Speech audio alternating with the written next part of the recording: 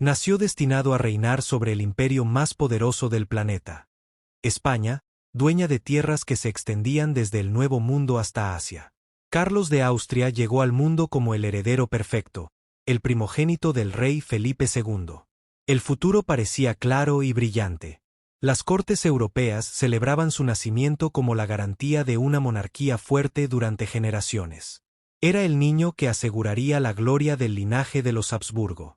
Pero, desde los primeros años, algo inquietaba a quienes lo rodeaban. Carlos mostraba comportamientos extraños, estallidos de ira, dificultad para concentrarse, impulsos violentos que nadie sabía controlar. La presión sobre sus hombros era inmensa. Un niño destinado a ser rey, pero que cargaba con una sombra dentro de sí. Sus ojos revelaban una tormenta que nadie podía ignorar. Su padre lo observaba con una mezcla de decepción y temor. Las primeras grietas en el futuro del heredero habían aparecido. Y pronto, serían imposibles de ocultar. Carlos creció rodeado de lujos, pero también de exigencias imposibles. Tenía que ser perfecto, disciplinado, digno de la corona. En cambio, se mostraba rebelde, impulsivo, incapaz de seguir normas básicas de la corte. Los nobles cuchicheaban: el príncipe no es como los demás. A medida que pasaban los años, sus estallidos emocionales se hicieron más intensos. Si algo no sucedía como él quería, gritaba, rompía objetos, incluso golpeaba a quienes se atrevieran a contradecirlo. Su educación fue un fracaso constante. Los médicos sugirieron tratamientos que hoy nos parecerían crueles. Lo sangraban, lo purgaban, rezaban por él. Nada funcionaba. Felipe II empezó a dudar. ¿Cómo podría ese joven gobernar un imperio? Para muchos, Carlos era un príncipe malcriado. Para otros, un enfermo incomprendido. Para su padre, un riesgo creciente. La preocupación, antes silenciosa, se transformó en miedo palpable. Todo cambió de forma dramática a los 17 años. Carlos discutió con un criado y lo persiguió escaleras abajo del palacio. Resbaló y cayó violentamente. Su cabeza golpeó cada escalón hasta quedar inmóvil, ensangrentado. La corte se paralizó. El príncipe sobrevivió, pero ya no era el mismo. La lesión lo volvió aún más inestable. Sus delirios aumentaron. Veía enemigos por todas partes, especialmente en su propio padre. Empezó a proclamar, sin pudor, que él sería un rey mejor que Felipe II. Que el rey era débil. Que España lo necesitaba a él. El joven heredero se volvió, finalmente, peligroso. Ya no era solo un problema familiar. Era una amenaza política. Si Carlos llegaba al poder, todo el imperio podría derrumbarse. La corona había creado a su heredero. Ahora debía controlarlo o destruirlo. Carlos deseaba lo que no tenía: autoridad. Sus pasiones políticas crecieron con fuerza. Hablaba de guerra con entusiasmo enfermizo. Soñaba con recuperar territorios y derrotar enemigos reales o imaginarios. Más grave aún, empezó a conspirar. Mantiene contacto con los Países Bajos, rebeldes contra la corona española. Algunos sospechan que planeaba huir y unirse a ellos para luchar contra Felipe II.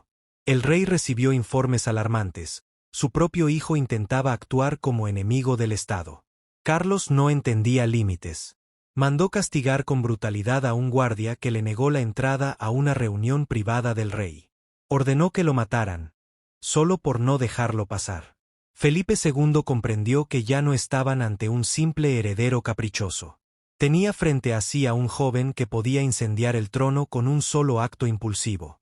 La noche del 18 de enero de 1568 marcó el principio del fin. Felipe II tomó la decisión más dura de su vida: arrestar a su propio hijo. Los guardias irrumpieron en la habitación del príncipe. Carlos gritó furioso, intentando defenderse con una espada que apenas podía levantar. Fue reducido y llevado a una habitación sellada.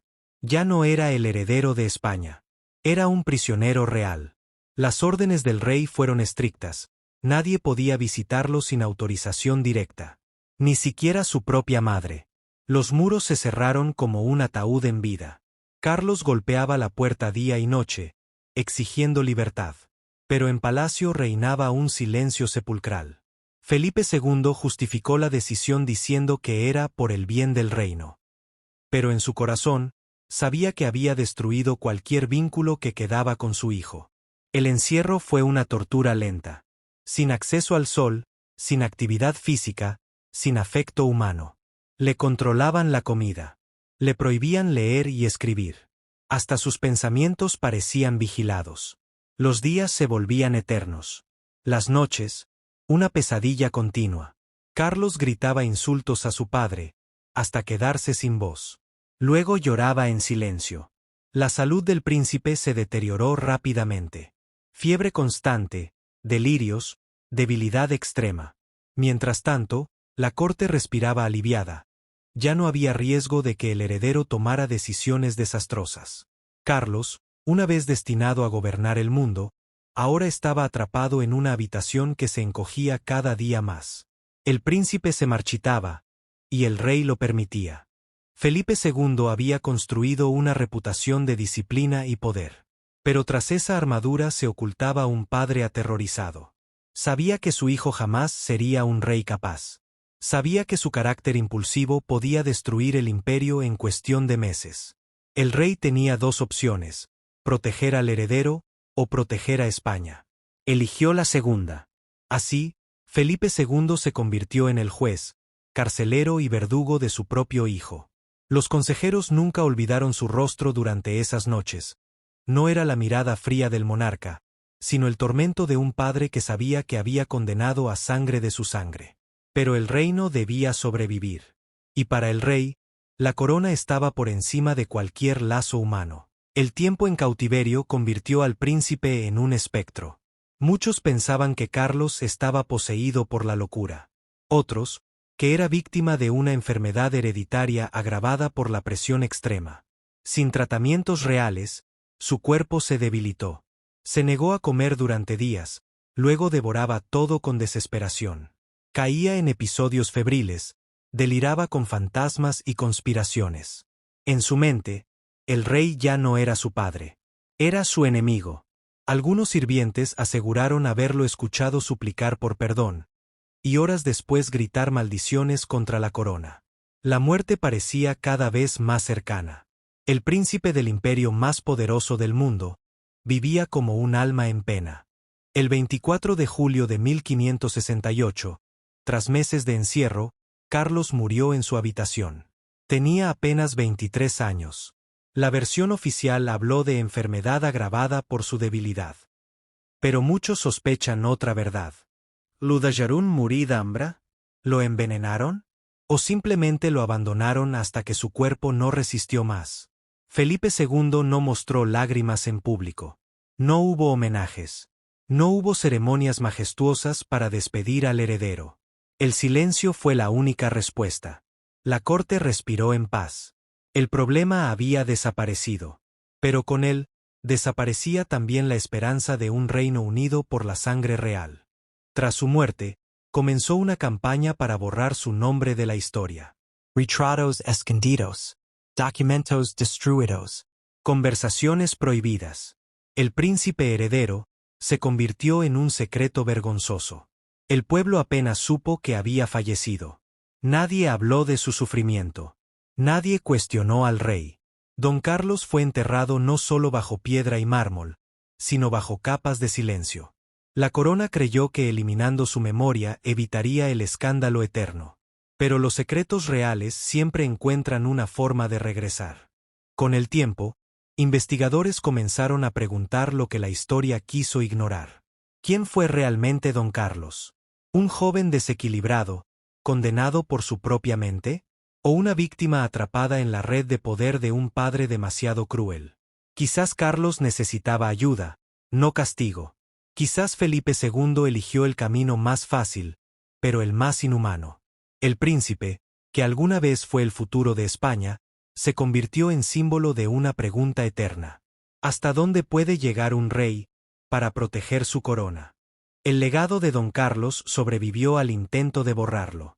Óperas, estudios, documentales, libros, todos obsesionados con revelar la verdad.